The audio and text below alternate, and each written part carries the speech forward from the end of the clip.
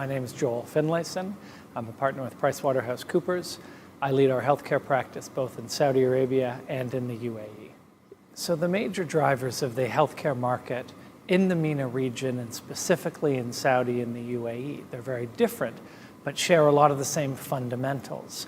And that's ultimately around a system that is struggling with the increased expectations of populations, and really ultimately a population with a very high burden of disease, specifically chronic illness, diabetes, cardiovascular disease, and so on. And so what you're seeing in the region is governments that are under intense pressure to provide access to high quality services, but they're struggling with both the healthcare cost inflation, right, rapid cost increases, as well as a shortage of qualified healthcare workers. So the driver is this pressure to be able to meet the needs of a population during a time of political change and transformation, all the while needing to increase investment. Now, what's happening is there's a great deal, what increases in expenditures are unsustainable.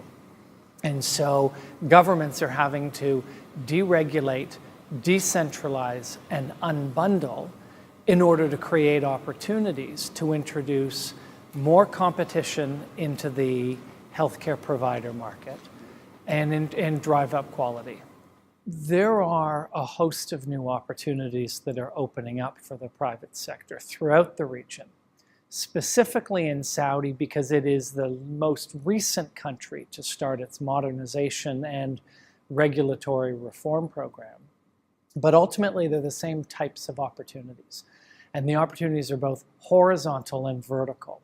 The horizontal opportunities are to provide certain types of care from beginning to end, be it rehabilitation, primary care, chronic disease management.